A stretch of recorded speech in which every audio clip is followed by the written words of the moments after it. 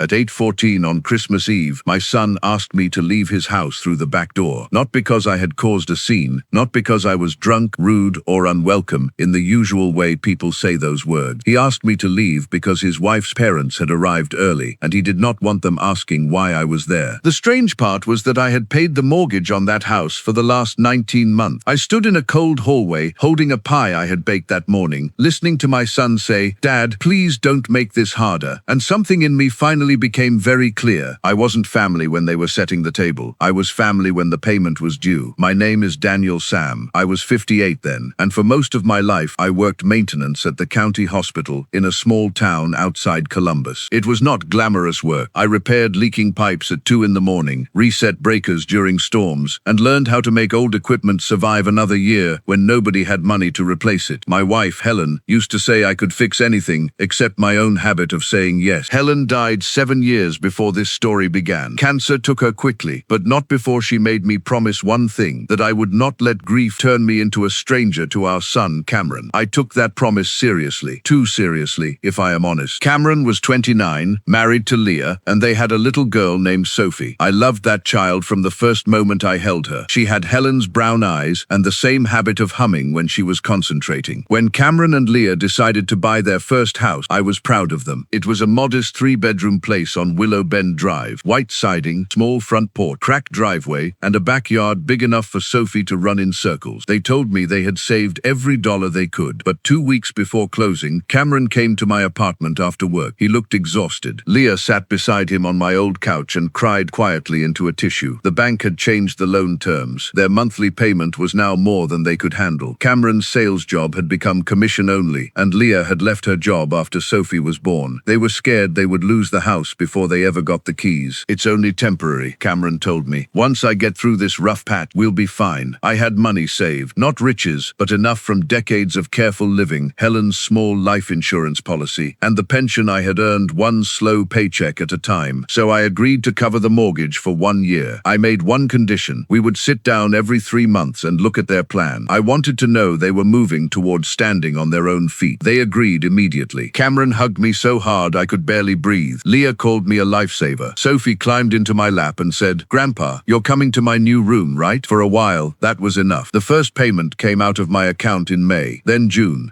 then July. By the time December arrived, I had paid nearly $24,000 toward a home whose deed did not carry my name. I reminded myself it was for Cameron, for Sophie, for the promise I had made Helen. Still, I noticed small things. When I visited, there was always something new: a gleaming patio set, an expensive coffee machine, a large television mounted over the fireplace. Cameron would laugh and tell me Leah had found a deal. When I asked whether he had looked for another job, he would say he was working on it. The 3-month meetings stopped happening. Then came Christmas. Christmas Eve had always belonged to our side of the family. Helen made roast chicken, Cameron made a mess in the kitchen, and after dinner, we drove around looking at light. When Sophie was born, I thought that tradition would become even more important. 3 days before Christmas, Cameron called. "Dad," he said, "we're doing something a little different this year." He told me Leah's parents were coming in from Michigan. Apparently, they had decided to host a formal dinner at the house. There would be catered food, linen napkins, a wine pairing, and a photographer for family pictures. I laughed at first. I thought he was joking. "What time should I come?" I asked. There was a pause that lasted just a little too long. "Maybe come by early," he said. "Like 5. You can see Sophie, drop off her gift, and then, you know." "Then what?" "Leah's parents are kind of particular. They don't really understand our situation. We just want the evening to stay simple." I understood exactly what he meant, even though he did not have the courage to say it. They did not want Leah's parents to know I was helping pay for their house. I said nothing for several seconds. Then I told him I would see what I could do. That should have been the moment I stepped back. Instead, I did what I always did. I looked for a way to make their discomfort easier. On Christmas Eve, I baked Helen's apple pie. I wrapped Sophie's gift. I put on the navy sweater she gave me years earlier, the one with the small repaired spot at the elbow. Then I drove to Willow Bend Drive in the snow. I got there at 5:02. The front windows glowed warmly. Through them, I could see the long table decorated with candles and green branches. My old pickup sat at the curb with a pie cooling on the passenger seat. Cameron opened the door just wide enough to step outside. He did not invite me in. "They're early," he said. "Leah's parents. I didn't know they'd be early." I held up the pie. "I can put this in the kitchen." He looked over his shoulder. "Actually, Dad, I think you should go." It took me a second to understand him. "Go where?" "Home." home. We'll bring Sophie by tomorrow. Behind him, I heard Leah laughing. Then I heard a man's voice say, "Who was that?" Cameron lowered his voice. "Please, don't make this awkward." I looked past him and saw the dining room. Every chair was filled except one at the far end of the table. On that chair sat a stack of folded coats. There had been room for me. "I thought this was Christmas Eve," I said. "It is, and I'm sorry. But you know how Leah's dad gets. He thinks I should be providing more. He doesn't need to know every detail." "Every detail? Dad, please." He looked embarrassed, not ashamed. Embarrassed that I was still standing there. I handed him the pie. "Tell Sophie Grandpa loves her." Then I walked back to my truck. I did not slam the door. I did not send an angry text. I did not call Leah or her parents. I drove home through the snow, placed the empty gift bag on my kitchen counter, and sat in the dark for a long time. At 7:30, my phone buzzed. It was a photo from Leah's social media. The caption said, "Our perfect family Christmas." In the picture, Cameron stood beside Leah and her parents. Sophie was in front, holding a new doll. Behind them, above the fireplace, was a house they could only afford because I had said yes. I stared at that picture until my screen went black. The next morning, I did not go to their house. I made coffee and pulled out the folder where I kept every mortgage confirmation. 19 payments, 19 times. I had told myself I was helping them build a future. By noon, I called Cameron. He sounded annoyed. "Dad, where are you?" "Sophie is waiting." I said, "I'm not coming today." He sighed. "Are you still upset about last night?" "No," I said. "I'm clear about last night." He went quiet. I told him that I would make the January payment because I had already promised it. After that, the automatic mortgage payments would end. I would give them 60 days to arrange their finances, sell the house, refinance, move, whatever they believed was right for their family. For a moment, Cameron did not speak. Then he laughed once, without humor. "You can't be serious." "I am." "You're doing this because of one dinner." "No, I'm doing this because the dinner showed me what the payments mean to you." His voice rose. "So you're going to punish Sophie?" That sentence hurt. It was designed to hurt. "I am not punishing Sophie," I said. "I am refusing to be your secret bank account." He told me I was overreacting. He told me Leah's parents were old-fashioned. He told me he was under pressure. He told me I was supposed to understand. For years, I had understood everything. That was the problem. "Cameron," I said, "I helped because I loved you. But love is not a monthly bill you hide from people." Then, I ended the call. The next 2 days were ugly. Leah texted me that I had ruined the holiday. Her mother called once and left a message saying family should not use money as leverage. I listened to that voicemail twice, almost impressed by the irony. Then Cameron came to my apartment alone. He stood in the same living room where he had asked me to save the house. His coat was damp from the snow. He looked angry, tired, and much younger than 30. "Leah's parents know now," he said. "Know what?" "That you've been paying." Leah told them after we fought. I waited. "Her dad said we should have told them from the beginning." "He's right. He also said he won't help us unless I show him a plan." Cameron rubbed his forehead. "I didn't have a plan, Dad." That was the first honest thing he had said in months, so I did not lecture him. I brought out a yellow legal pad and wrote down the numbers, his income, their spending, the mortgage, the credit card balances he had never mentioned. By the end, the truth was plain. The house was not the only problem. They were living as though help would never end. I offered one final kind of help, not money. I offered to sit with them and a non-profit financial counselor. I offered to help them find a smaller rental if they needed it. I offered to watch Sophie while Leah returned to work or Cameron interviewed for steadier job. But I would not make another mortgage payment. Cameron stared at the paper for a long time. "Mom would hate this," he said finally. That one almost broke me. I looked at the photograph of Helen on the bookshelf. Then I said, "Your mother would hate that you asked me to leave at Christmas, and she would hate that I let you believe love had no limit." He did not answer, but he did not walk out either. Over the next 6 weeks, things changed slowly. Leah went back to part-time work at a dental office. Cameron accepted a salaried position with a smaller company. They sold the patio set, the oversized television, and enough things they had bought to impress people who never knew the truth about them. They could not keep the Willow Bend house. The monthly payment was simply too large without my support. In March, they moved into a 2-bedroom townhouse near a public park. It was not as pretty. There was no fireplace for staged family photos. The kitchen was small, and the carpet was a color nobody would choose on purpose. But the rent was theirs. One Saturday that spring, Cameron asked if I could help carry boxes. I arrived with my truck and spent most of the day hauling furniture up a narrow staircase. At some point, Sophie took my hand and showed me her new room. "Grandpa," she said, "you can come for dinner here whenever you want." I smiled. "Thank you, sweetheart." Later, when the last box was inside, Cameron stood beside me in the parking lot. "I was ashamed," he said. "I waited for the rest. Not of you, of myself, but I made you carry it." It was not a perfect apology. Real apologies rarely are, but it was honest, and honesty was where we had to start. "I forgive you," I told him, "but we do things differently differently now. He nodded. The following Christmas Eve, there was no catered dinner, no photographer, no social media caption about a perfect family. There was spaghetti, garlic bread, a small plastic tree, and Helen's apple pie. Cameron cooked badly. Leah laughed when he burned the first batch of bread. Sophie made us all wear paper crowns from a cracker box. At the table, Cameron looked at me and said, "Dad, thank you for coming." 4 simple words. They were worth more than 19 mortgage payments. I used to think being a good father meant rescuing my son from every hard consequence. But rescue can become a cage when it never ends. Sometimes the most loving thing a parent can do is stop paying for the life their child is pretending to afford. I did not stop loving Cameron when I stopped paying for the house. I stopped paying for the lie. And eventually, that gave us a chance to become a real family again. If this story spoke to you, tell me in the comments, where is the line between helping family and losing yourself? And if you enjoy stories about boundaries, dignity, and quiet justice, subscribe for the next one.